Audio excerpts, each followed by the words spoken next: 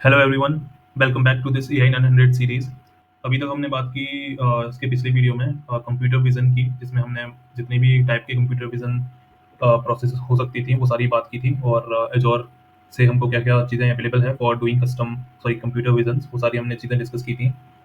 इस वीडियो में हम बात करेंगे नेचुरल लैंग्वेज प्रोसेसिंग की।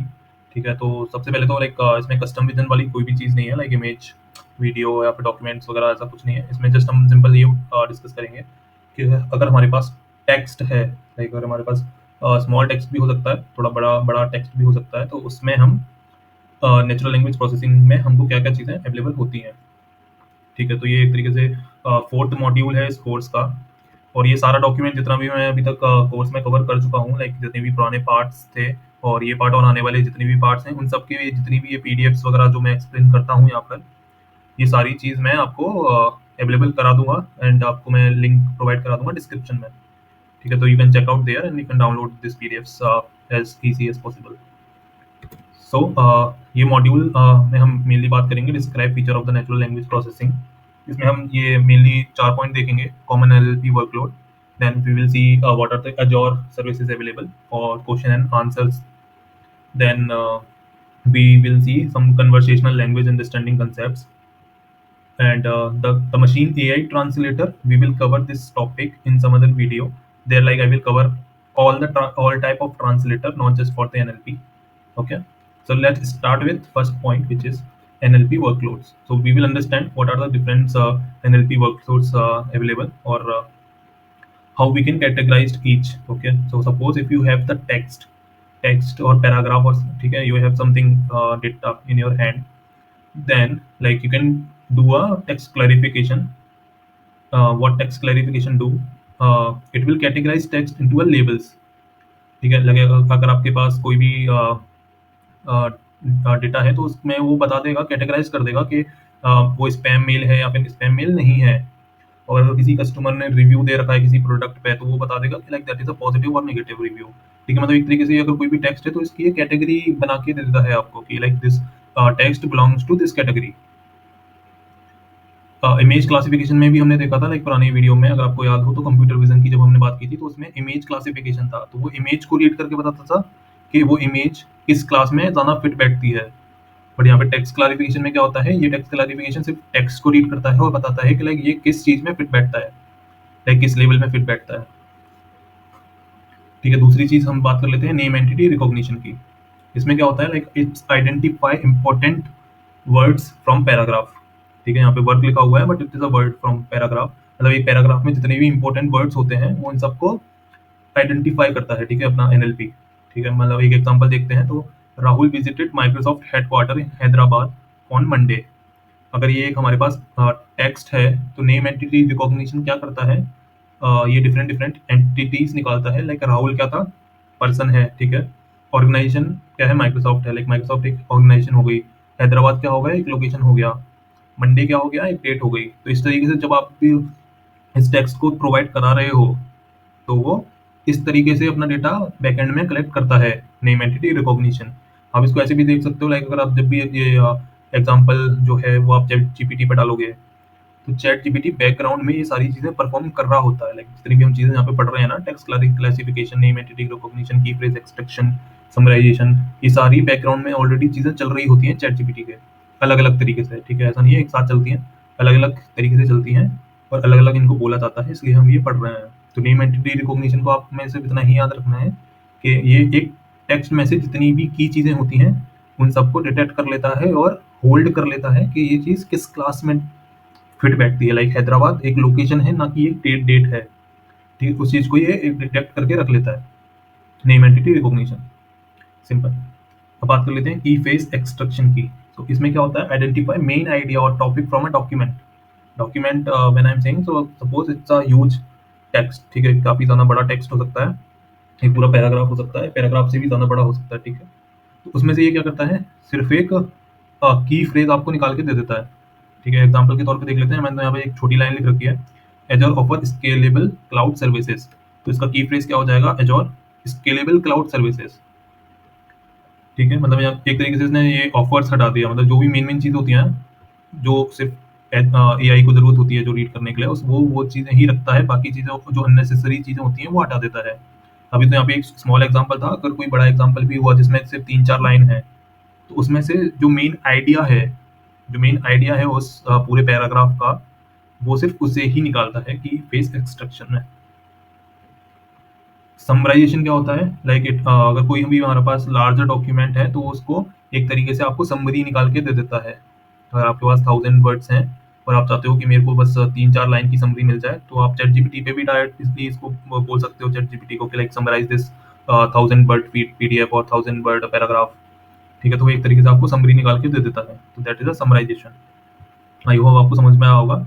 ये छोटी-छोटी चीज़ें हैं, मतलब एक ही टेक्स्ट को अगर हम पास कर देते हैं, तो वो कैसे-कैसे सारी प्रोसेसेस होती हैं। फिर आ जाता है एक सेंटीमेंट एनालिसिस।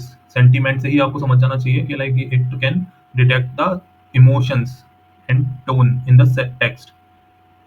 एग्जाम्पल के तौर पे देख लेते हैं, find out customer review is positive और नेगेटिव। ठीक है। लैंग्वेज डिटेक्शन क्या होता है? Like it just detect the language of a given text. आपने कोई भी एक टेक्स्ट लिखा, तो वो उसकी लैंग्वेज डिटेक्ट करता है सबसे पहले, कि वो एक्चुअल में टेक्स्ट लिखा किस लैंग्वेज में है। तो उसके हिसाब से फिर वो एआई ज़्यादा अच्छे से परफॉर्म कर पाएगा। फिर आ जाता है PII, which is personal identifiable information. ठीक है, ये क्या करता है? लाइक एग्जांपल के तौर पे देखें तो full name, surname, number, address, मतलब एक यूज़र की जितनी भी पर्सनल चीज़ें होती हैं, ये उसको होल्ड करता है। ठीक है, एक आप मान लो आपने कुछ भी चैटजीपीटी को लिखा, ठीक है, तो लेकिन चैटजीपीटी के पास ऑलरेडी आपका नाम है, मतलब उसको पता है आपका नाम क्या है, आपका सरनेम क्या है। ठीक है, क्योंकि आपने लॉगिन किया होगा, तो आपने ये सारी चीज़ें तब फिल की होंगी। ठीक है, अगर आप नंबर भी कभी अपने चैट में अगर आपने कभी लिख दिया होगा, तो चैटजीपीटी को पता होगा like this is your number. Address भी अगर आपने कभी चैट में मेंशन किया होगा, तो उसको पता होगा already like this is your address. तो पीआईआई में क्या होता है? Like AI only hold your personal information. फिर आ जाता है एंटिटी लिंकिंग। इसको सिंपल वर्ड्स में आप ऐसे देख सकते हो एंटिटी लिंकिंग को, जब भी आप चैटजीपीटी से पूछते हो कि मेरे को ये टॉपिक पे स्टडी करनी है, तो आप मुझे कॉन्टेक्स्ट दे दो। ठीक है, तो वो आपको कॉन्टेक्स्ट भी दे देता है पूरे साथ-साथ में। उसके बाद हो सकता है वो आपको कोई एक्सटर्नल यूआरएल वगैरह भी प्रोवाइड कर दे, जिस पे जाकर आप अपनी लर्निंग को कंटिन्यू कर पाओ। ठीक है, तो एक तरीके से अगर एआई आपको एक्सटर्नल चीज़ का एक्सेस दे रहा है, that is a entity linking. Entity linking clarify meanings and also link with the outer details. Example, Jaguar is a car not animal. एक ये भी एग्जाम्पल हो जाता है एंटिटी लिंकिंग का। ठीक है, कि मतलब देखो जैगुआर से हम क्या समझ सकते हैं? जैगुआर एक कार का नाम भी हो सकता है, एक एनिमल का नाम भी हो सकता है। ठीक है, तो एंटिटी लिंकिंग क्या करता है? लाइक पहले तो उसका करेक्ट, उस कॉन्टेक्स्ट में उसका क्या मीनिंग है। ठीक है, पहले तो वो फाइंड आउट करता है। ठीक है, and the second feature is it will also add link in a response, जो जैसा कि हमने बात की। Let's discuss about the second section of this module, which is question and answer service in Azure AI language. ठीक है, तो सबसे पहले सर्विस की बात ही कर लेते हैं कि लाइक क्वेश्चन एंड आंसर से आपका क्या मतलब है? लाइक अगर चैटबॉट वगैरह जो होते हैं, लाइक ठीक है, अगर आपको उस टाइप से कुछ क्रिएट करना है जिसपे आप कुछ भी क्वेश्चन डालो और रिवर्स में वो आंसर आपको कर दे, अगर आपको इस टाइप की कोई सर्विस बनानी है, तो एजोर की साइड से ऑलरेडी ये चीज़ें अवेलेबल हैं जिनको आप यूज़ कर सकते हैं directly without doing any extra efforts. तो देख लेते हैं। बेसिकली तो 3 चीज़ें ही हमको पढ़नी है यहाँ पर, ठीक है, एग्जाम पॉइंट ऑफ व्यू से। Q&A maker service, question and answering and Azure bot service. Q&A maker service को I don't know like whether this will come in exam और not, because it is fabricated in the 2023, and जो हम next पढ़ने वाले हैं वो उसमें मर्ज हो गया है क्वेश्चन एंड आंसरिंग में। ठीक है, इसको शॉर्ट फॉर्म में Q&A भी बोलते हैं, पार्ट ऑफ एजोर लैंग्वेज स्टूडियो। ठीक है, ये एक एजोर का लैंग्वेज स्टूडियो है जहाँ पर आप जा सकते हैं। You can access that and you can create your project there. ठीक है, just a portal website. ठीक है, then you can manage the knowledge base and find answer from your context. तो इसमें क्या होता है? आपके पास अगर कोई भी पीडीएफ है, ठीक है, पीडीएफ का ही एग्जांपल ले लेते हैं। अगर आपके पास एक पीडीएफ है जिसमें वो पीडीएफ 1000 पेजेस की है और उसमें काफ़ी सारा डेटा है आपका, ठीक है, तो आपको अगर उस पीडीएफ में कुछ फाइंड आउट करना है, ठीक है, तो आप अगर मैनुअली एक एक पेज को रीड करेंगे तो आपको काफ़ी टाइम लगेगा। लाइक अगर आप 1000 पेजेस को पढ़ने बैठ गए, तो सोचो आपको कितना टाइम लगेगा। ठीक है, तो उससे बेटर क्या है? लाइक नॉलेज बेस की अगर हम बात करें, तो नॉलेज बेस हो गया आपकी पीडीएफ। ठीक है, तो you can just upload the PDF there and then you can ask the question. ठीक है, तो आपके कॉन्टेक्स्ट में जो भी आंसर होगा वो आपको बता देगा। आई होप आपको समझ में आया होगा क्वेश्चन एंड आंसरिंग का मतलब क्या होता है। ठीक है, like you just need to manage your knowledge base and find the answer from your context. Example, let's say you uploaded an employee handbook to an Q&A maker. Okay, this is Q&A maker, not a maker. Then user can ask what is the leave policy for new employee. The system will extract answer from the notebook and respond. ठीक है, मतलब आपको अगर इस तरीके का system बनाना है जिसमें आप अपना डेटा फीड करो और फिर आप अपना उससे क्वेश्चन पूछ लो कि इस डेटा में मेरा ये क्वेश्चन है, आप प्लीज आंसर करो। तो आप क्वेश्चन एंड आंसरिंग सर्विस को यूज कर सकते हैं इस टाइप का सिस्टम बनाने के लिए। इनपुट में आपका क्या-क्या हो सकता है? पीडीएफ हो सकती है, वर्ड फाइल हो सकती है, एक्सेल हो सकती है या फिर कोई यूआरएल हो सकती है। तो यूआरएल अगर वो पब्लिक यूआरएल है तो वो डायरेक्टली जाएगा और एक्सेस करके उस पेज में जो भी डिटेल्स अवेलेबल होंगी उनको रीड करके अपना डेटा बना लेगा। एक बार वो डेटा बन जाता है उसके बाद आप अपना क्वेश्चन पूछ सकते हैं कि इस डेटा में ये क्या था, इस डेटा में ये क्या है। Expose the Q and maker model by API and point और अ बोट। जब आपने एक बार ये क्वेश्चन एंड आंसरिंग को बना लिया, ठीक है, फिर भी आपको एक एक्सटर्नल टूल की जरूरत है जिसके थ्रू आप उसको एक्सेस कर पाएं। जो भी आपने पीडीएफ वगैरह अपलोड तो कर दी वो आप डायरेक्टली लैंग्वेज स्टूडियो पे जाके कर सकते हैं शायद, ठीक है। बट आपको फिर भी अगर क्वेश्चन एंड आंसर पूछने हैं, प्रॉपर इंफ्रास्ट्रक्चर बनाना है तो उसके लिए आप या तो एपीआई एंड पॉइंट को यूज कर सकते हैं या तो बोट को यूज कर सकते हैं। तो बोट को देख लेते हैं, बोट क्या हो जाता है। एजोर बोट सर्विस क्या हमको प्रोवाइड कराती है? It just give you a front end, ठीक है, मतलब ये बैक एंड का काम तो क्वेश्चन एंड आंसरिंग ही कर देगा, बट आपको फ्रंट एंड चाहिए तो आप एजोर बोर्ड सर्विस को क्रिएट कर सकते हैं। एजोर बोर्ड सर्विस क्रिएट करने के बाद you can attach that Azure board service to a question and answering as a back end, ठीक है। एंड एजोर बोर्ड सर्विसेज को आप अपनी एप्लीकेशन में डायरेक्टली यूज कर सकते हैं। अगर आपका कोई भी एचटीएमएल पेज है, रिएक्ट ऐप है, ठीक है, कोई भी आपका फ्रंट एंड एप्लीकेशन है तो आप उसमें डायरेक्टली अटैच कर सकते हैं। तो एक तरीके से ये Azure board service front end हो जाता है, क्वेश्चन एंड आंसरिंग आपका बैक एंड हो जाता है।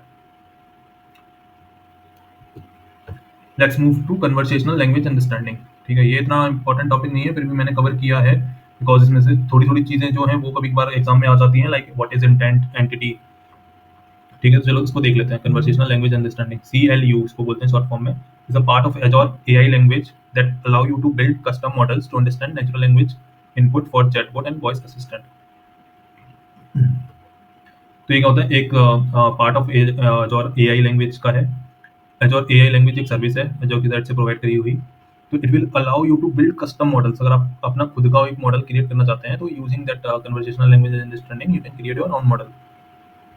It help your app understand the user intent and extract important details, entities from what they say or type. This is just an example, like you can create such things from the conversational language understanding. लेकिन जब भी आप custom models बना रहे होते हैं तो you need to learn few things.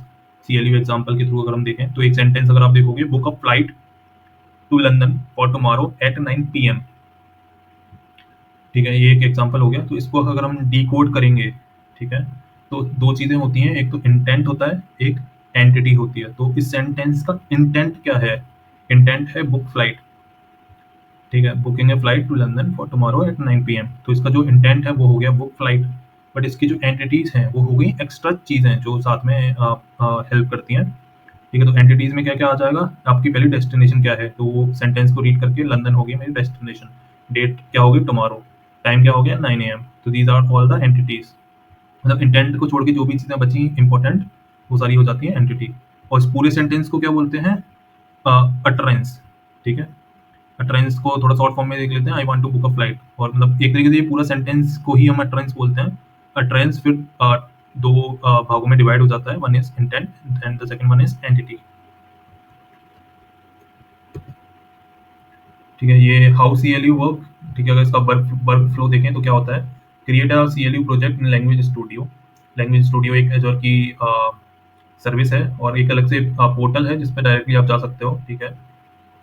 There you can create a CLU project, then you can define the intent. Intent means like you need to define the intent, ठीक है। बुक फ्लाइट टाइप से आपको आप जो भी काम कराना चाहते हो उस पर्टिकुलर एआई से, ठीक है, आपको वो इंटेंट डिफाइन करना पड़ेगा पहले ही। Then you need to add some sample utterance for each intent. मान लो इस केस में क्या था, बुक फ्लाइट था, तो मेरे को बुक फ्लाइट से रिलेटेड मेरे जितने भी अटरेंस होंगे वो मेरे को ऐड करने पड़ेंगे, लाइक सैंपल ऐड करने पड़ेंगे, like book a flight to London for tomorrow at 9 PM। ये तो एक अटरेंस हो गया। फिर आप अगर दूसरा चाहते हो तो आप दूसरा भी ऐड कर सकते हो, like book a flight to Delhi for yes for like you can select the date whatever you want, ठीक है। So like that way, you need to add some sample example for each intent. Then you can label entities inside those utterance. Once, like, first, like, you need to define the intent, then you need to define the whole sentence, which is called as the utterance. After defining the whole sentence, you need to define what are the entities. Okay, like London tomorrow 9 p.m. All these you need to define. Okay, not exactly like suppose like if you have 10 sentence. Okay, so in 10 sentence, like, you can define such things. Then you can train your model. Okay, based on your inputs, like it will train AI will train itself. Okay, then you can publish it, and then you can use using a chatbot or an endpoint.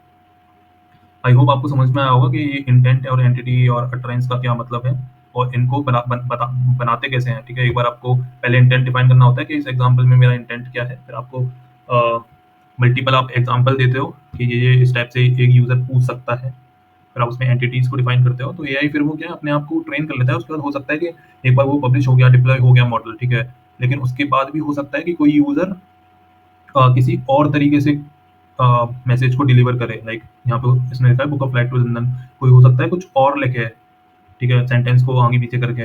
But फिर क्या होगा अगर यही आपका accurate है, अगर उसका, ठीक है, अगर आपने ज़्यादा एग्जाम्पल दे रखे हैं ट्रेनिंग के पहले, तो वो ज़्यादा अच्छे से वर्क कर पाएगा। ठीक है, मतलब उस टाइम पे वो फ्लक्चुएट नहीं करेगा। आई होप आपको वो समझ में आया हो। छोटा ही कंसेप्ट था, आपको सिर्फ ये 3 चीज़ें याद रखनी है, intent, entity and utterance. Okay, ज़्यादा डेप्थ में जाने की आपको ज़रूरत नहीं है। They give difference, a small difference in between the AI language service and language studio. Language studio एक तरीके से अलग से एक पोर्टल है, ठीक है, एजोर का ही है बट अलग से एक पोर्टल है।